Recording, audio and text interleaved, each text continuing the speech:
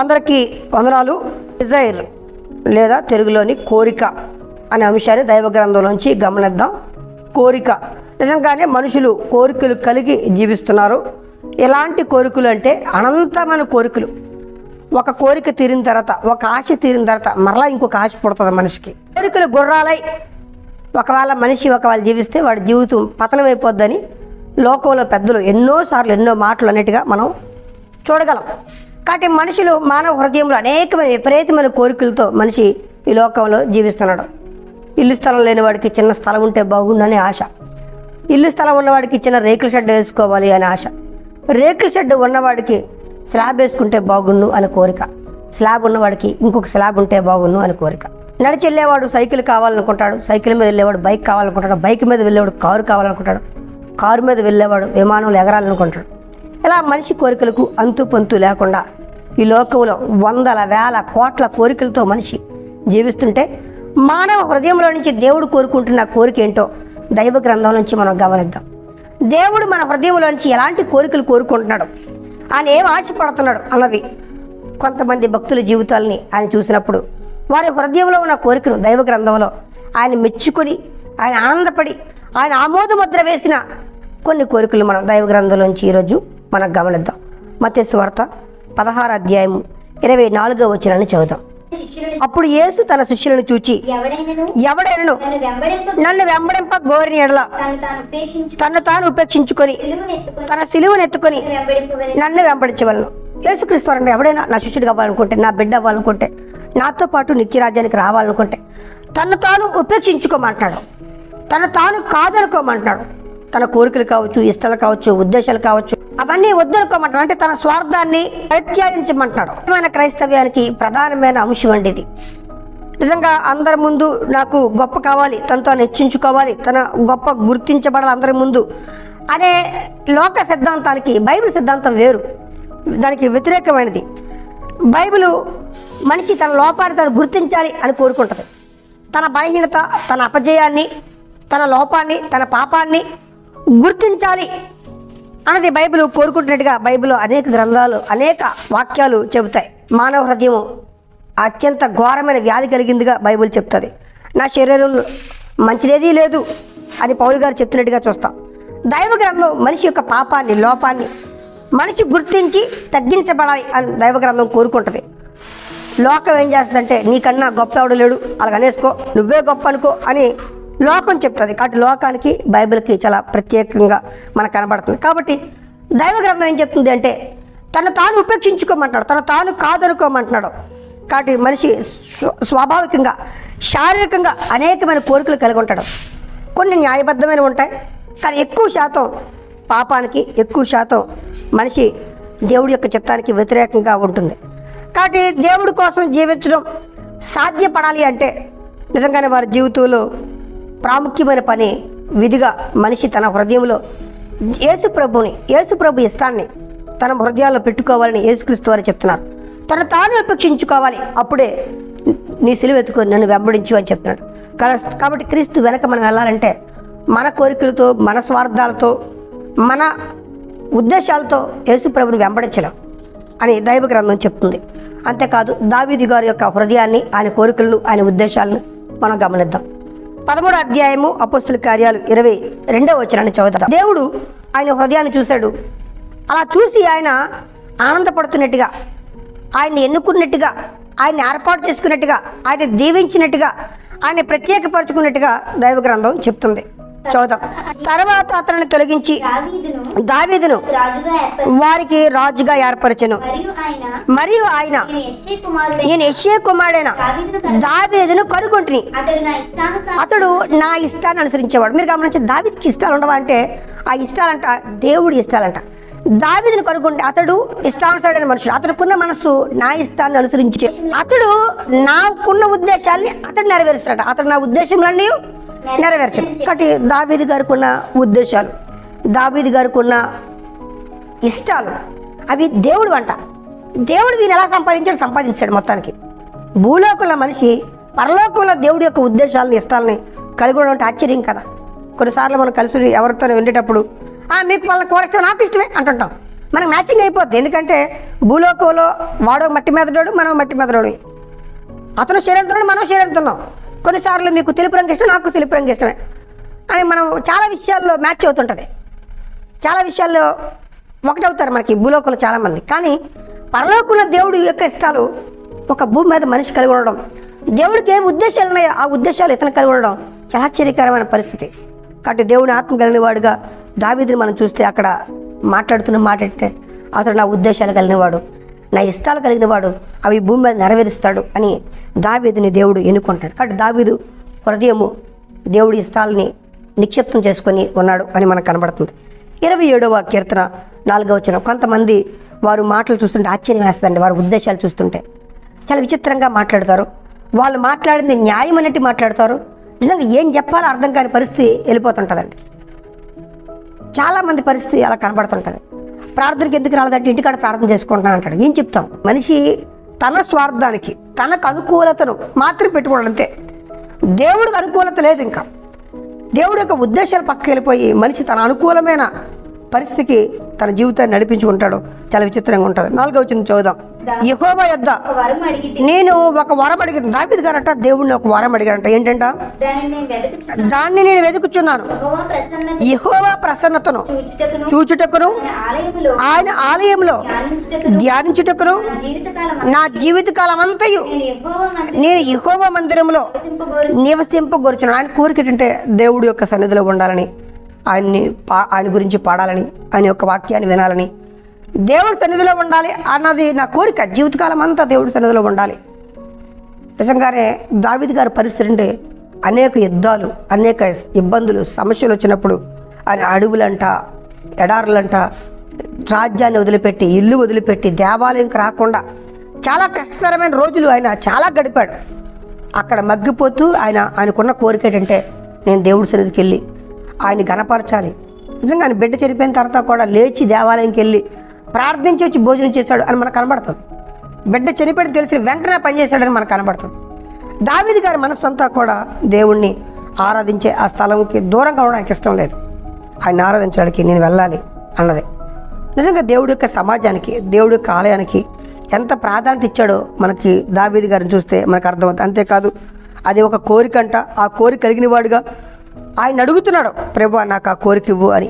కాబట్టి దేవుడు ప్రతిష్ఠించిన ఆ స్థానాలని కావాలని కోరుకోలేదు. కానీ దేవుడు ఎక్కడైతే ఆయన సన్నిధి ఉంటుందో అక్కడ ఉండాలని ఆశపడిన వాడుగా మనకి దావీదు గారు కనబడుతున్నారు. దావీదుకున్న ఉద్దేశాలు దేవుడి ఉద్దేశాలని, దావీదు గారికి ఉన్న కోరిక దేవుడి కోరికని మనకు అర్థమవుతుంది. అంతేకాదు నెహెమ్యా గ్రంథం 2వ అధ్యాయము 2వ వచనం 3వ వచనం చూస్తే నెహెమ్యా గారు నిజంగా చక్రవర్తి గారి కోటలో ఉన్నారు. ప్రపంచాన్ని పరిపిస్తున్న ఆ కోటలో ఆయనకి ఏ నష్టం లేదండి, ఆయనకి ఏ బాధ లేదు. కానీ ఆయన తృష్ణంతా కూడా, ఆయన మనసు అంతా ఎక్కడుందంటే దేవుడు ఎన్నుకున్న ప్రజల మధ్య ఉంది. దేవుడు ఎన్నుకున్న ఆ పట్టణం పాడైపోయి అక్కడున్న ప్రజలు ఒక క్రమమైన పద్ధతి లేనప్పుడు నెహెమ్యా గారు హృదయం అంతా వేదన పడినట్టుగా మనం చూడగలం. 2-3 వచనాలు చదువుదాం. 2వ అధ్యాయం 2-3 వచనాలు నెహెమ్యా గ్రంథం. కాగా రాజు నీకు వ్యాధి లేదు కదా, నీ ముఖం విచారంగా ఉన్నదేమి, నీ హృదయములో దుఃఖము చేతనే అది కలిగినదని నాతో అనగా నేను మిగులు భయపడి రాజు చిరంజీవి అవునుగాక. నా పితరుల సమాధులు ఉండు పట్టణము పాడైపోయి దాని గుమ్మములను అగ్ని చేత కాల్చబడి ఉండగా నాకు దుఃఖముఖము లేకపోయినా. నా పితరుల సమాధులు పవిత్రులు, దేవుడి కొరకు బ్రతికిన వారు, దేవుడు జనాంగం, వారి సమాధులన్నీ నక్కలు వచ్చి ఉంటున్నాయి. అక్కడ వారి శరీరాలు కలేబరాలు తింటున్నాయి. ప్రజలందరికీ రక్షణ లేదు. దేవుడి యొక్క ప్రజలు ఆ పట్టణాలు పాడైపోయి దెబ్బలుగా పడున్నాయి శత్రురాజ్యాన్ని తగలబెట్టిన తర్వాత. కాబట్టి నిజంగా ఆయన యొక్క పరిస్థితి మంచి ఉన్నతమైన హోదాలో ఉన్నాడు. చక్కని భోజనంతో, చక్కని జీవితంతో, చక్కని జీతంతో ఆయన జీవితం వెళ్ళిపోతుంది. ఆయన కుటుంబానికి నష్టం లేదు, ఆయనకి నష్టం లేదు. కానీ దేవుడి యొక్క సమాజం, దేవుడు ఏర్పాటు చేసుకుని ఎన్నుకున్న ఆ యొక్క ప్రజలు పరిస్థితి బాగులేదన్నప్పుడు ఆయన హృదయం కకావికలం అయిపోయింది. అందుకే దేవుడు నెహెమ్యాని గొప్ప నాయకుడిగా దీవించాడు. పాడైపోయిన యెరూషలేమును కట్టడానికి ఒక గొప్ప నాయకుడిగా పంపించాడు. ఆయన గురించి గ్రంథమే రాయించాడు దేవుడు. కాబట్టి దేవుడు హృదయాన్ని గెలుచుకున్నవాడుగా, దేవుడు యొక్క సమాజం కోసం ఆలోచించిన వాడుగా, పరితపించిపోయి బాధపడిన వాడుగా మనకి నెహెమ్యా గారు కనబడుతున్నారు. దైవ గ్రంథంలో ఆయన గురించి దేవుడు అంత ప్రత్యేకమైన స్థానాన్ని ఇచ్చి ఆయన గురించి ఒక పుస్తకాన్నే రాయించిచ్చాడు. గొప్ప సంగతి. దానియేలు గ్రంథం 1వ అధ్యాయం 8వ వచనం చదువుదాం. దైవ గ్రంథంలో దేవుడు ఎవరెవరో హృదయాల్లో ఎలాంటి కోరికలు ఉన్నాయో, వారు ఏం ఆశపడుతున్నారో, నిజంగానే నిజమైన దేవుడి బిడ్డలుగా మనకు అలాంటి హృదయం ఉందా? మన హృదయంలో నిజంగా దేవుడికి సంబంధించిన కోరికలు ఏమైనా ఉన్నాయా? లేదా అన్నీ భూ సంబంధమైనవి, మన స్వార్థము, మన సుఖము, మన సౌఖ్యము, క్షణికాలాలు ఏంటి భౌతికపరమైన వాటి మీదనే మన మనసు ఉందా అన్నది మనల్ని మనం వేరు చేసుకుంటూ ముందుకు వెళ్దాం. రాజు భుజించు భోజనమును, పానము చేయు ద్రాక్షరసమును పుచ్చుకొని తన్ను అపవిత్రపరుచుకొనకూడదని దానియేలు ఉద్దేశించి తాను అపవిత్రుడు కాకూడనట్లు వాటిని పుచ్చుకొనకుండా సెలవిమ్మని నపుంసకుల అధిపతిని వేడుకుంటున్నాడు. మీరు గమనించండి, రాజుగారు భోజనాలు పెడుతున్నారు. ఈ రాజు కూడా ప్రపంచాన్ని వెళ్తున్నవాడే. అలాంటి శ్రేష్టమైన రాజుగారు తినే శ్రేష్టమైనవన్నీ కూడా, నాణ్యమైనవన్నీ కూడా, చచ్చువన్నీ కాదు, అలాంటివన్నీ వాళ్ళ కళ్ళ ముందుకు వచ్చేయండి. వచ్చినప్పుడు ఈ ఆహారం ఒకవేళ అన్య దేవతలకు బలిచ్చి తీసుకొచ్చారేమో. ఈ ద్రాక్షరసం తాగితే దైవ గ్రంథంలో దేవుడి యొక్క వాక్యానికి వ్యతిరేకమైన పాపం కాబట్టి అలాంటి వైనది తాగకూడదు. కాబట్టి ఇజ్రాయేలు దేవుడి యొక్క పవిత్రతను, ఆయన ఆజ్ఞలు ఎక్కడ మీరుతానేమని దానియేలు గారు తాను అపవిత్రుడైపోతానేమో అని శరీర సంబంధమైన శ్రేష్టమైన ఆహార పదార్థాలని కాదనుకుంటున్నాడు.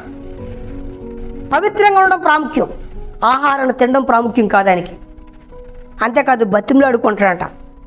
లేదంతా కావాలనుకుని మనం ఏ వట్టుకెళ్ళి తిందామో, ఎక్కడ బాగుందని ఆలోచిస్తుంటే ఈయన అంటున్నాడు, ఆయన నిజంగానే మాతృభూమికి చాలా దూరంగా ఉన్నాడు, దేవుడి సన్నిధి చాలా దూరంగా ఉన్నాడు, బానిసగా కొనిపోయాడు, తీసుకెళ్ళిపోయారు. బానిస బ్రతుకుల్లో కూడా దేవుడు కోపం రప్పించకూడదు, దేవుడికి వ్యతిరేకంగా పాపం చేయకూడదు అంటున్నాడు.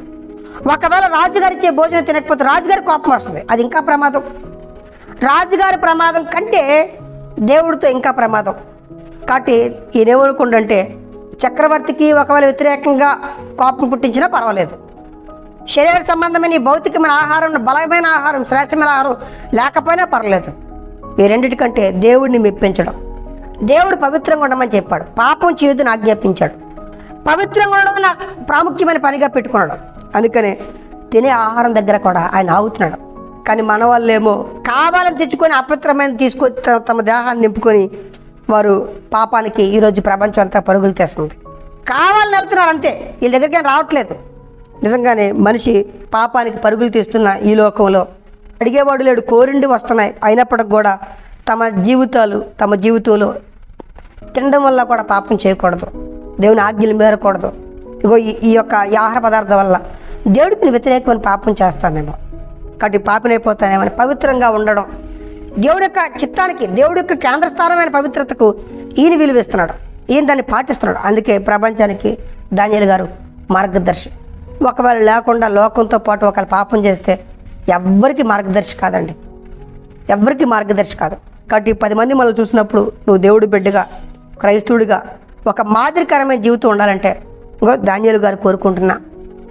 కాబట్టి తన పవిత్రతకు భంగం వాటిల్లకూడదని ప్రయత్నిస్తున్నాడు, ఆలోచిస్తున్నాడు, బతిమలు అడుకుంటున్నాడు. కాబట్టి అటువంటి పవిత్రత కొరకు మనం ప్రాకులాడవలసిన వారమై ఉన్నాం. మరొక వ్యక్తిని మనం గమనిద్దాం. 73వ కీర్తన 25వ వచనాన్ని చదువుదాం. నా శరీరము నా హృదయము క్షీణించిపోయినను దేవుడు నిత్యము నా హృదయమునకు ఆశ్రయదుర్గమును స్వాస్థ్యమునే అన్నాడు. మీరు గమనించండి, ఆకాశమందు నీవుండగా ఈ లోకంలో నాకు ఏది వద్దయ్యా. ఈ పాట అందరం కూడా పాడుతుంటుంటాం. ఎంత బాగా పాడుతామంటే, ఈ లోకంలో ఏది వద్దయ్యా, ఏది వద్దయ్యా, ఏది వద్దయ్యా, నువ్వే కావాలయ్యా, నువ్వే కావాలయ్యా అని పాట మాత్రం ఊదరగొడుతుంటారు కదండి. కానీ బతుకులో చూస్తే మాత్రం ప్రార్థనకు లేటు, దేవుడికి ఇవ్వడం దగ్గర చేతులు రావు, సువార్త కనబడరు. ప్రపంచం అంతా ఇలాగే ఉంది. చెప్పేదేమో ఒకటి, ఆ చెప్పేదాన్ని తగ్గట్టుగా ఉండాలని కనీసం మనస్సాక్షికైనా గద్దెత్తుందో లేదో నాకు అర్థం కావట్లేదు. పాట ఏమో ఇంత బాగా పాడి బతుకులోని ఎక్కడ కనబడకపోతే ఆ పాటలో ఉన్న మాటకి ఏం విలువండి. కానీ ఇక్కడ ఆసాపు అనే ఒక ఆయన కోరిక అంటున్నాడు ఆయన. ఆ కీర్తన అంతా మీరు చదవండి, అదే భావన మనకి కనబడుతుంటుంది. లోకంలో ఏ ఉన్నా లేకపోయినా నీ ఉంటే నాకు చాలయ్యా, ఆకాశమందు నీ ఉండగా నాకు ఇంకేమీ అవసరం లేదయ్యా, నా శరీరం కుళ్ళిపోతున్నా, నాకు అనారోగ్యం వచ్చినా ఏం పర్లేదయ్యా, నువ్వు ఉంటే నాకు చాలు అంటాడు. నిజంగానే ఈ పాటలు అద్భుతంగా భక్తులు రాశారు, మనం పాడుతుంటాం. కానీ ఆ పాటలో ఉన్న దేవుడి యొక్క వాక్యం ఏంటో, దేవుడు ఎలాంటి మనసుని మన నుండి కోరుకుంటున్నాడో అన్నది ప్రపంచం పక్కన పెడుతుంది. కాబట్టి నిజంగానే బైబిల్లో అలా కనబడిన వారు, అలా బతికిన వారు ఉన్నారు. వారిని మన కళ్ళ ముందు దేవుడు పెట్టాడు. మన హృదయ వాంఛలు ఏమై ఉన్నాయి? దేవుడే కావాలని కోరుకుంటున్నావా? దేవుడే నీకు ఆశగా కోరిక కలిగి ఉన్నావా అని దేవుడు అడుగుతాడు. సమస్తాన్ని కలిగించిన తర్వాత చిన్న చిన్న వాటిని పట్టుకొని నన్ను విడిచిపెట్టేశావా? ఆ కోరికలు తీర్చుకోవడానికి లోకంలో బతుకుతున్నావా అని దేవుడు ప్రశ్నిస్తున్నాడు. పౌలు గారి దగ్గరికి వెళ్దాం. ఆఖరిగా 2 కొరింథీ 5వ అధ్యాయము 9వ వచనం చదువుతాం. కావున దేహమందున్నను దేహమును విడిచినను ఆయనకి ఇష్టమై ఉండవల్లని మిగుల అపేక్షించున్నాను. నిజంగానే పౌలు గారి కోరిక ఏంటి? హృదయవాంఛ ఏంటంటే దేహంతో ఉన్న దేవుడు ఇష్టంగా నేను ఉండాలనుకుంటున్నాను.